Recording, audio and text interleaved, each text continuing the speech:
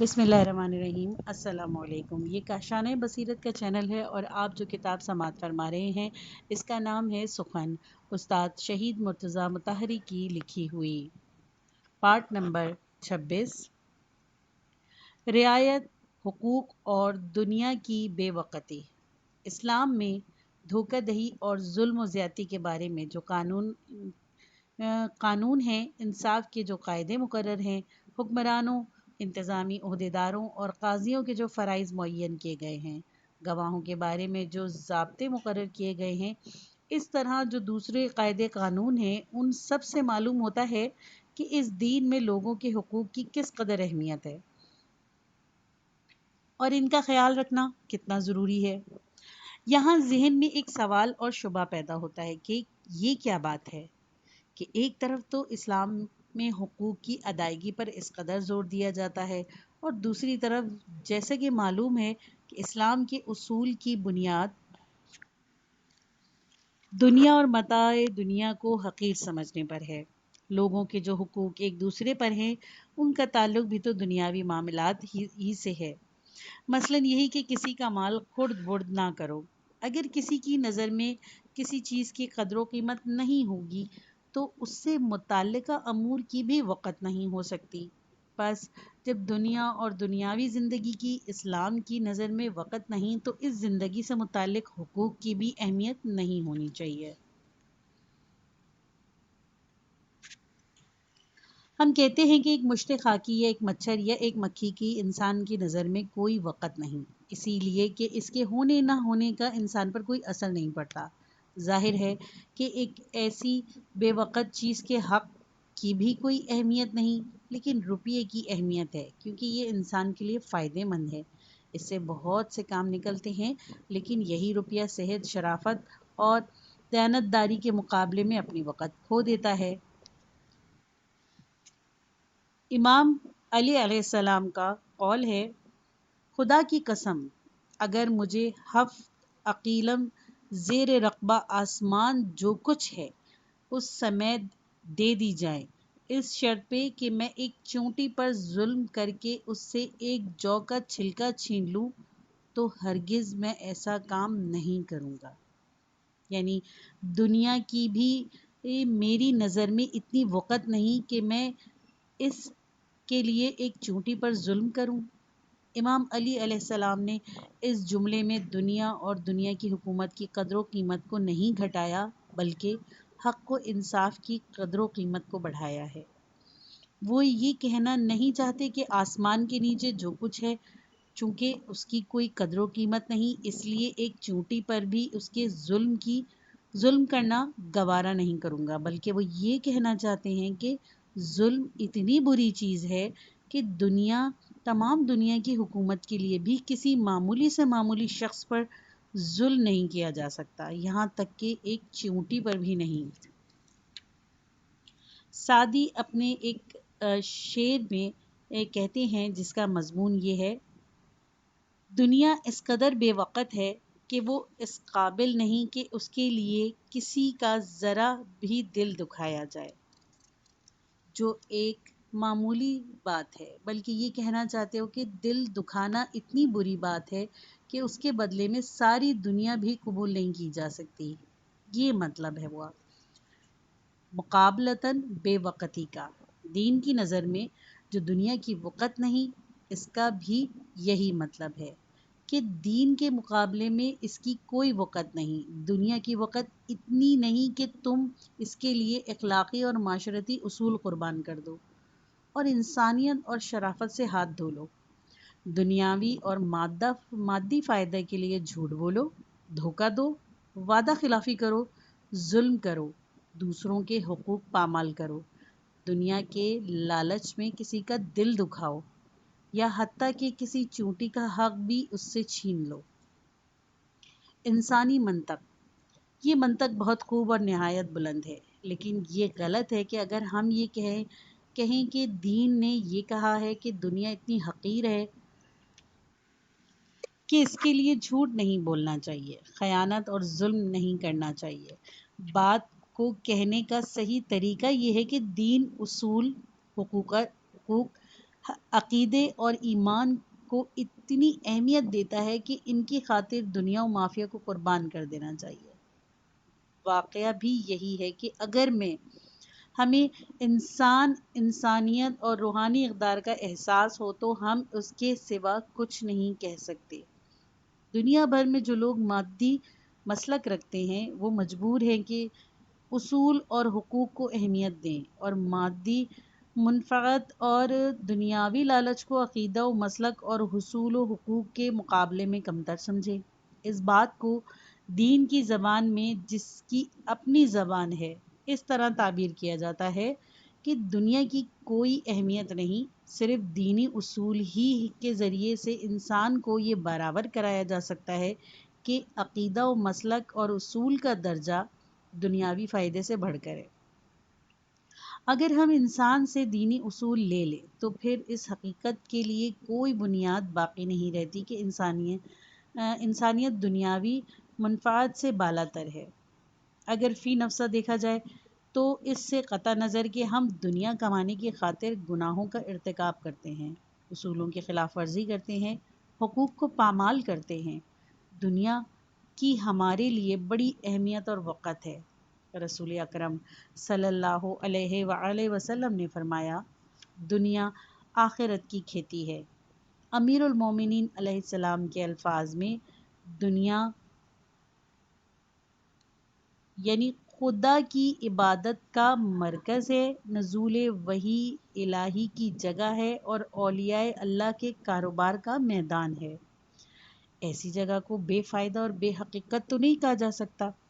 مذہب نے اپنے اس طرز فکر سے دنیا کی قدر جو واقعی ہے اور جس کو سب سمجھتے ہیں کہ کم نہیں بلکہ روحانیت، تقوی، فضیلت اور معاشرتی حقوق جن کی قدر و قیمت کو کم لوگ ہی سمجھتے ہیں، ان کی اہمیت بتلائی ہے، ان کی قدر بڑھائی ہے۔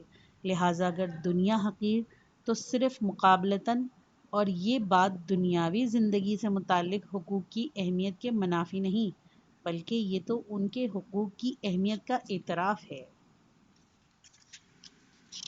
جیسا کہ میں نے عرض کیا کہ حقوق کے متعلق اسلام میں جو پختہ احکام موجود ہیں وہ خود اس بات کی دلیل ہیں کہ اگر دنیا حقیر ہے تو صرف مقابلتاً۔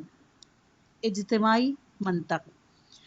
اس سوال کا ایک اور جواب یہ دینا چاہوں گا کہ کیا اسلام نہیں چاہتا کہ اسلامی معاشرہ باقی رہے؟ ظاہر ہے کہ چاہتا ہے۔ اب اگر اسلام یہ چاہتا ہے کہ اسلامی معاشرہ باقی رہے تو کیا یہ ممکن ہے کہ کسی معاشرے میں نہ انصاف ہو اور نہ عوام کے حقوق کی حفاظت، اور پھر بھی وہ باقی رہ جائے؟ کیا ہمارے عظیم پیغمبر صلی اللہ علیہ وآلہ وسلم نے نہیں فرمایا، اگر معاشرے میں انصاف اور توازن ہے تو لوگ اگر کافر بھی ہوں تو وہ معاشرہ باقی رہ سکتا ہے، لیکن اگر ظلم و ستم ہے، معاشرتی ناہمواری اور پستی و بلندی، تو وہ معاشرہ باقی نہیں رہ سکتا۔ اس کے افراد عقیدے کے لحاظ سے مسلمان ہی کیوں نہ ہوں۔ قرآن ایسی آیات سے بھرا ہوا ہے جن میں کہا گیا ہے کہ فلاں اور فلاں قوم کی ہلاکت کا سبب اس قوم کے لوگوں کا ظلم تھا۔ ایک جگہ فرمایا گیا، یعنی اگر لوگ مسلح ہوں تو اللہ ان کو کسی ایک ظالم کے ظلم کے سبب ہلاک نہیں کرتا۔ مفسرین کہتے ہیں کہ یہاں ظلم سے مراد شرک ہے، کیونکہ شرک بھی ظلم کی ایک قسم ہے، یعنی خدائے تبارک و تعالیٰ لوگوں کے کفر و شرک کے سبب سے ہلاک نہیں کرتا بشرط یہ کہ وہ معاشرتی تعلقات اور سماجی حقوق کے لحاظ سے عادل ہوں۔ روحانی امور میں حق اور سماجی انصاف کا کردار۔ تیسری بات یہ ہے کہ اگر بالفرض یہ مان لیا جائے کہ دنیا بے وقتی اضافی مقابلتاً نہیں ہے بلکہ مذہبی نقطہ نگاہ سے دنیا شر محض ہے، پھر بھی چاہے اور کسی چیز میں بھی شک کیا جائے، اس میں تو شک نہیں کیا جا سکتا کہ پیغمبران نے خدا کسی خاص مقصد کے لیے آئے تھے۔ وہ آئے تھے پاک عقائد کی تعلیم دینے کے لیے، لوگوں کی روح کی پاکیزگی کے لیے،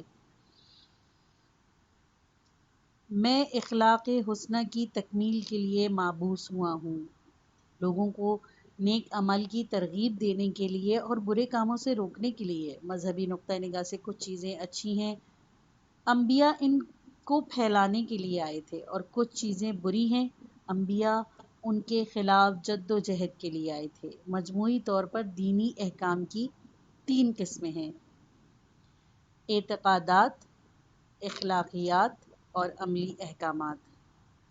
اعتقادی احکام جیسے اللہ پر ایمان، انبیاء پر، اولیاء پر ایمان، آخرت پر اور جزا و سزا پر ایمان۔ اخلاقی احکام جیسے ہی ہمیں عفت و تقوی کے راستے پر چلنا چاہیے، صبر و شکر اختیار کرنا چاہیے، عفو و حلم سے کام لینا چاہیے، باہم الفت و محبت سے رہنا چاہیے، اتحاد و اتفاق رکھنا چاہیے، ہماری روح پاکیزہ ہونی چاہیے، ہم کسی سے حسد اور کینہ نہ رکھیں، بزدلی اور کنجوسی سے کام نہ لیں، کسی پر ظلم نہ کریں، کسی کا برا نہ چاہیں۔ عملی احکام بھی واضح ہیں، کچھ عبادات مقرر ہیں، مثلا نماز، روزہ، حج، جہاد، عمل بالمعروف وغیرہ۔ معاشرت کے متعلق احکام ہیں، مثلا احسان اور صلہ رحم کا حکم۔ اس قسم کے احکام جیسے جھوٹ نہ بولو، غیبت نہ کرو، گالی نہ دو، کسی کا قتل نہ کرو، شراب، جوئے، سود وغیرہ کو حرام قرار دیا گیا۔ مختصر یہ کہ کسی چیز میں شک ہو تو اس میں کوئی شک نہیں کہ شارع اسلام نے جس بات کو اچھا سمجھا اس کے متعلق کہا کہ یہ ہونی چاہیے، اور جس بات کو برا سمجھا اس کے متعلق ہدایت کی کہ یہ کسی طرح بھی نہیں ہونی چاہیے۔ آئیے اب غور کر کے دیکھیں کہ اگر عوام کے حقوق محفوظ ہوں، معاشرے میں توازن اور عدل و انصاف ہو تو اور بیجا امتیاز، محرومیت اور ناانصافیوں کا لوگوں میں احساس نہ ہو، تو ایسی صورت میں صحیح عقائد، عمدہ اخلاق، صفائے قلب اور اعمال صالح کا زیادہ امکان ہوگا یا نہیں، اور گناہوں کے ارتکاب اور بد اخلاقیوں اور فاسد عقائد کے پھیلنے کے مواقع کم ہو جائیں گے یا نہیں۔ یا یہ ہوگا کہ اگر معاشرے میں توازن نہ ہو، افراط و تفریق، ظلم و زیادتی، اختلاف اور ناہمواری کا دور دھرا ہو، تو ایسی صورت میں تزکیہ نفس اور پاکیزگی روح کا زیادہ امکان ہوگا۔ ان دونوں میں سے کون سی بات درست ہے؟ یا پھر تیسری صورت یہ ہے کہ خواہ معاشرتی حالات کچھ بھی ہوں، ان کا روحانی اور اخلاقی امور پر کوئی اثر نہیں پڑتا، ان کا معاملہ ہی الگ ہے۔ کوئی ہوش مند یہ نہیں کہے گا کہ معاشرے میں حق و انصاف کے عدم لحاظ سے جتنی زیادہ ابتری پھیلے گی، اتنا ہی صحیح عقائد، تزکیہ نفس اور عمل صالح کو پھلنے پھولنے کا بہتر موقع ملے گا۔ زیادہ سے زیادہ یہ ہو سکتا ہے کہ کوئی یہ کہے کہ انصاف ہونے نہ ہونے اور حقوق کے محفوظ رہنے یا نہ رہنے کے ان باتوں پر کوئی اثر نہیں پڑتا۔ شاید ہمارے یہاں کی بہت سی دیندار لوگوں کا یہی خیال ہو، اور وہ یہ سمجھتے ہوں کہ انصاف اور مذہبیت کا معاملہ بالکل الگ الگ ہے، ان کا آپس میں کوئی تعلق نہیں۔ اگر کسی کا واقعی ایسا خیال ہے تو اسے کہنا چاہیے زہے تصور باطل، زہے خیال محال۔ حقیقت یہ ہے کہ عام حالات اور سماجی انصاف کا وجود اور عدم وجود عوام کے افعال و اعمال، اخلاقی حتیٰ کہ ان کے افکار اور عقائد پر بھی اس کا اثر ہوتا ہے، اور یہ اثر تینوں مرحلوں میں ہوتا ہے: فکر و عقیدہ یعنی سوچ کے مرحلے میں بھی ہوتا ہے، عادت کے مرحلے میں بھی، اور عمل کے مرحلے میں بھی۔ سماجی انصاف کا افکار اور عقائد پر اثر۔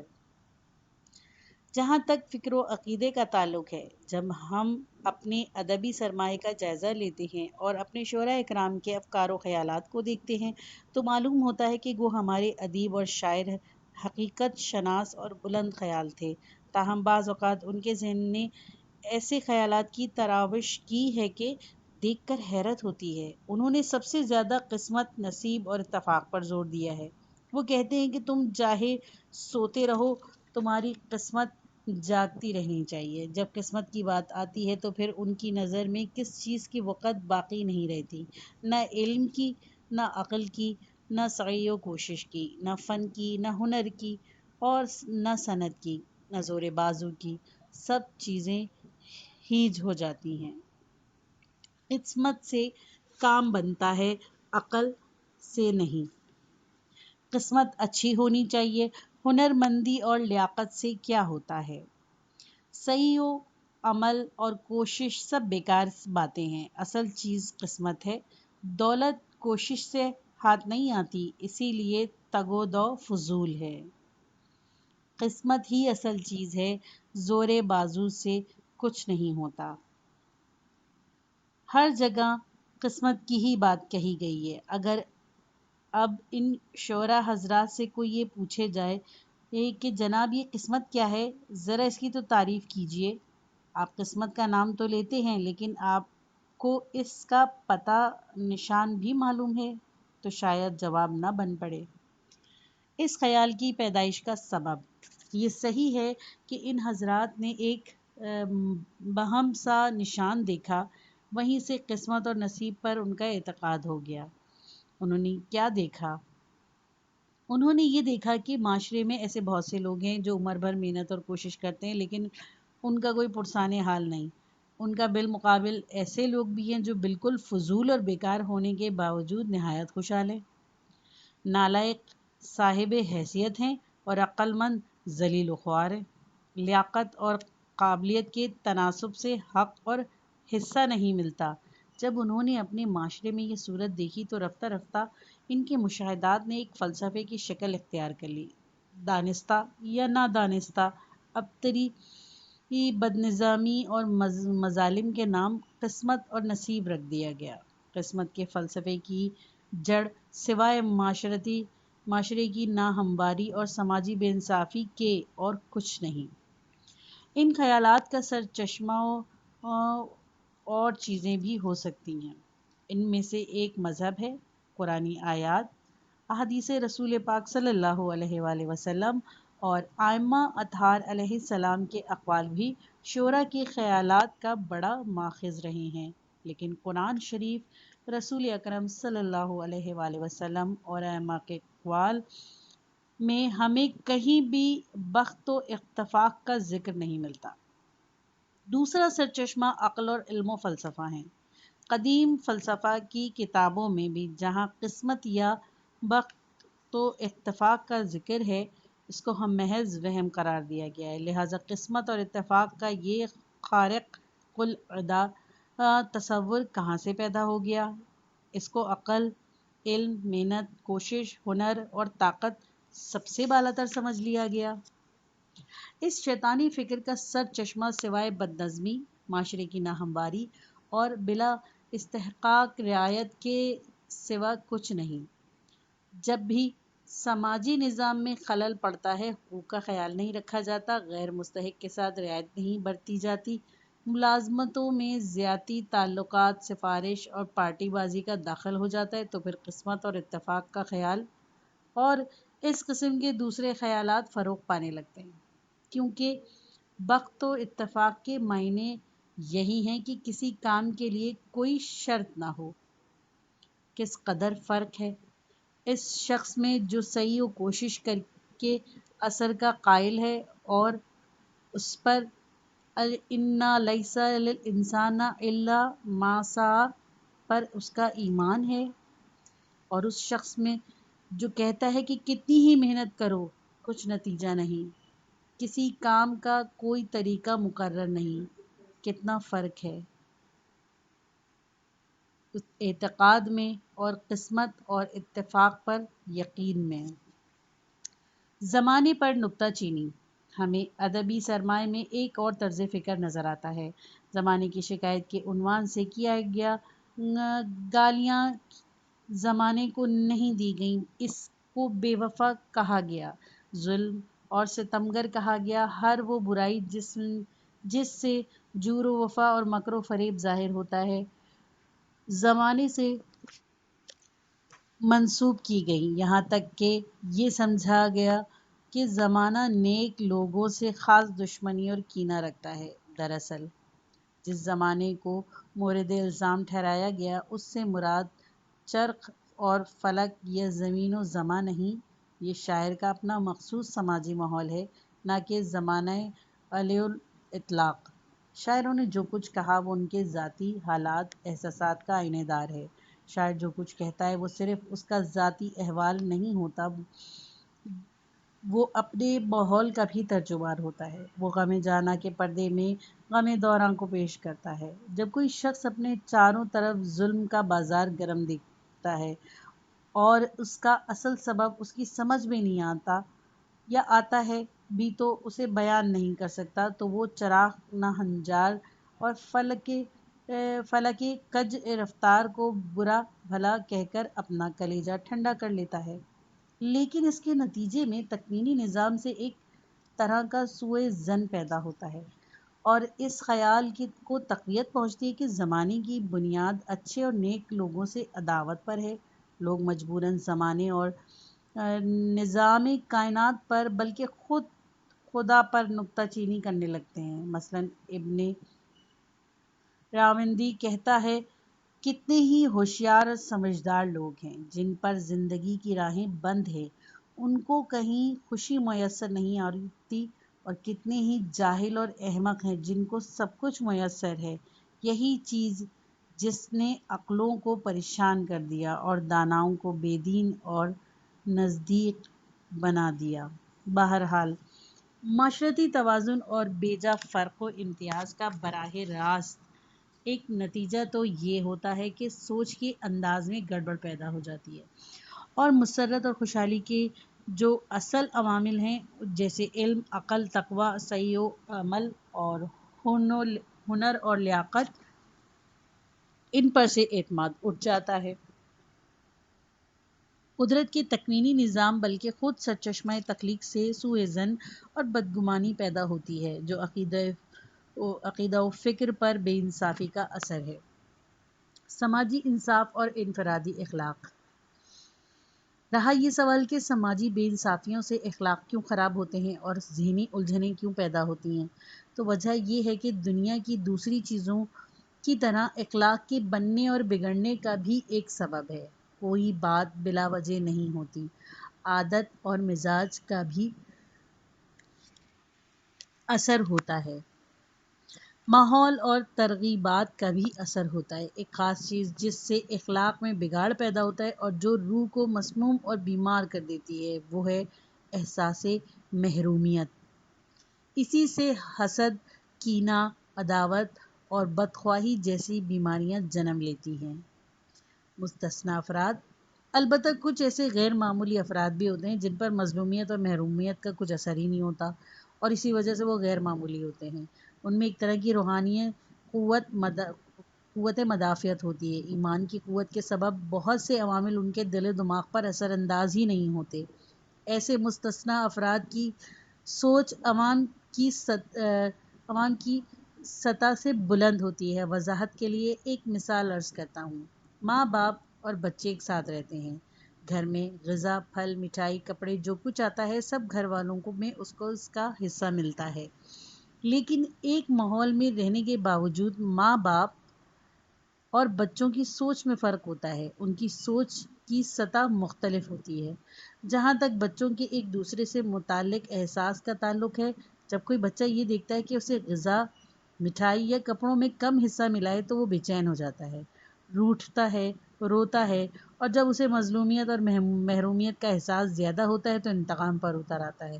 اسی لیے ضروری ہے کہ اگر والدین کو بچوں کی صحت و سلامتی عزیز ہے تو وہ شروع ہی سے اس کی کوشش کریں کہ بچوں کے ساتھ برتاؤ میں کسی طرح کا فرق و امتیاز نہ ہو۔ فرق و امتیاز کا مطلب ہے اختلاف، حسد اور انتقام کا بیج بوتا ہے، جس سے بچے کے ساتھ فرق اور امتیاز بڑھتا جاتا ہے، اس کی ہمت و حوصلہ پر بہت برا اثر پڑتا ہے، وہ گھٹ کر رہ جاتا ہے، اور جس بچے کو زیادہ لاڈ پیار کیا جاتا ہے وہ ہمیشہ دوسروں پر تکیہ کرنے لگتا ہے اور رنج اور لالچی بن جاتا ہے۔ بچے کو اگر کوئی جسمانی بیماری ہو جائے تو ماں باپ فوراً ڈاکٹر کی طرف رجوع کرتے ہیں، لیکن وہ اس کی ذہنی صحت و سلامتی کی طرف توجہ نہیں دیتے کہ اس کو معمولی بات سمجھے، حالانکہ ذہنی صحت جسمانی صحت سے کمزور نہیں بلکہ اس کی اہمیت پر بدرجہ زیادہ ہے۔ غرض کہ بچوں کو کی فکری سطح چونکہ مختلف ہوتی ہے، اسی لیے ایک دوسرے کے مقابلے میں محرومیت کے احساس کو ان پر بہت جلد اثر پڑتا ہے، لیکن والدین کو چونکہ زیادہ سمجھ ہوتی ہے اور ان کی فکری سطح بلند تر ہوتی ہے، وہ کچھ اور طرح سے سوچتے ہیں اور دوسری طرح سے محبت کرتے ہیں۔ انہیں اس طرح کی محرومی اور کمی بیشی سے تکلیف نہیں ہوتی۔ ان کو اگر میوہ کھانے کم ملے یا نہ ملے تو پریشان نہیں ہوتے اور نہ احساس کمتری میں مبتلا ہوتے ہیں۔ یہی حال معاشرے کا ہے۔ غیر معمولی افراد جو بمنزلہ امت کے باپ کے ہیں، محرومیت سے متاثر نہیں ہوتے۔ مظلومیت و محرومیت کا ان پر کوئی اثر نہیں ہوتا۔ جس طرح باپ ہمیشہ بچوں کی بھلائی چاہتا ہے، اسی طرح یہ بھی امت کی بھلائی چاہتے ہیں۔ جنگ احد میں جب رسول اکرم صلی اللہ علیہ وآلہ وسلم کی پیشانی کو پتھر سے زخمی کیا گیا تھا اور آپ کے دندان مبارک شہید کر دیے تھے، آپ نے دعا کے لیے ہاتھ اٹھائے اور کہا، خداوندا میری قوم کو ہدایت عطا فرما، ان کو معاف کر دے کیونکہ یہ لوگ ناواقف ہیں۔ علی مرتضیٰ علیہ السلام نے فدق کے موضوع پر فرماتے ہیں، کچھ لوگوں نے اس کا لالچ کیا اور کچھ اس سے بے نیاز رہے۔ فدق یا کسی اور چیز کا کیا کروں گا؟ کل یہ بدن قبر میں ہوگا اور قبر کی تاریکی میں اس کا نام و نشان تک مٹ جائے گا۔ فرق اور امتیاز کے اخلاقی اثرات۔ یہ تو غیر معمولی افراد کی بات تھی۔ باقی افراد کی حالت گھر کے بچوں کی سی ہے، جن بچوں میں فرق و امتیاز کے سبب محرومی کا احساس پیدا ہو جاتا ہے۔ وہ افسردہ پریشان رہتے ہیں اور ان میں کینہ اور انتقام کی خواہش پیدا ہو جاتی ہے۔ دوسرے بچے جو لاڈلے ہوتے ہیں وہ لالچی، کم حوصلہ اور زد و رنج، بیکار اور فضول خرچ ہو جاتے ہیں۔ کچھ میں حسد، نفرت، کینہ، انتقام اور دشمنی کے جذبات ابھر آتے ہیں تو کچھ میں کم ہمتی، بے صبری اور فضول خرچی کے۔ اب خود غور کیجئے کہ بے انصافی کے نتیجے میں کیا صورتحال پیدا ہوتی ہے۔ رسول اکرم صلی اللہ علیہ وآلہ وسلم کی ایک مشہور دعا ہے جو اس جملے سے شروع ہوتی ہے، الہی ہمیں اس قدر خشیت نصیب فرما کہ وہ ہمارے اور تیری نافرمانی کے درمیان حائل ہو جائے۔ اسلامی دعائیں اخلاقی اور روحانی تعلیمات کی بہترین معلم ہیں۔ دعا کی زبان میں عجیب عجیب نفسیاتی اور معاشرتی نکات بیان کیے گئے ہیں۔ اس دعا میں ایک جملہ ہے، خدایا ہماری انتقام کی خواہش کو ان سے مخصوص فرما جنہوں نے ہم پر ظلم کیا۔ اس جملے میں ایک باریک نکتہ ہے۔ رسول خدا صلی اللہ علیہ وآلہ وسلم نے یہ نہیں فرمایا کہ خدایا جو لوگوں نے ہم لوگوں پر ظلم کیا ان سے انتقام لے، بلکہ یہ فرمایا کہ ہماری انتقام کی خواہش کو ان سے مخصوص فرما جنہوں نے ہم پر ظلم کیا۔ دعا میں سار کا لفظ ہے جس کے اصل معنی ہیں انتقام کی خواہش یا اصطلاحاً بدلہ لینے کی خواہش کا احساس۔ آپ یہ فرمانا چاہ رہے ہیں کہ ہم پر جب ظلم ہوتا ہے تو لازماً اس سے ہمیں ذہنی تکلیف پہنچتی ہے اور ہمارے ذہن میں انتقام کی خواہش بیدار ہوتی ہے۔ جب یہ حالت ہوگی تو اس کا اثر کبھی نہ کبھی، کہیں نہ کہیں اور کسی نہ کسی کی طرح ضرور ظاہر ہوگا اور یہ شعلہ ضرور بھڑکے گا۔ آج علماء نفسیات نے ثابت کر دیا کہ کینہ و عداوت کے جذبات ذہن میں پیدا ہوتے ہیں۔ ہو سکتا ہے کہ وقتی طور پر وہ لاشعور کی گہرائی میں کہیں دب جائیں اور بظاہر انسان ان کو فراموش کر دے، لیکن یہ جذبات بالکل فنا نہیں ہوتے۔ وہ روح کی گہرائی میں لاشعوری طور پر اپنا کام کرتے رہتے ہیں کہ کسی طرح باہر آ کے نکلے۔ رسول اکرم صلی اللہ علیہ وآلہ وسلم فرماتے ہیں کہ یہ آگ جو ہمارے دل میں ہے اور کسی دن اس کے شعلے بھڑکیں گے، کسی دوسرے کو نہ جلائے، اگر جلائے تو اس کو جلائے جس نے ہمارا دل جلایا ہے اور جس نے یہ آگ لگائی ہے۔ اگر کوئی اپنے ارادے اور عقل و شعور سے کام لے کر انتقام لیتا ہے تو ایک کا انتقام دوسرے سے نہیں لیتا۔ اگر بلخ میں کسی لوہار نے گناہ کیا تو اس کو بدلے میں شستر میں کسی کثیرے کا گلا نہیں کاٹتا۔ لیکن جب جذبات عقل پر غالب آ جاتے ہیں اور دل میں چھپا ہوا کینہ اور نفسیاتی گراہیں انتقام پر اکساتی ہیں تو پھر آدمی ان باتوں کا خیال نہیں کرتا۔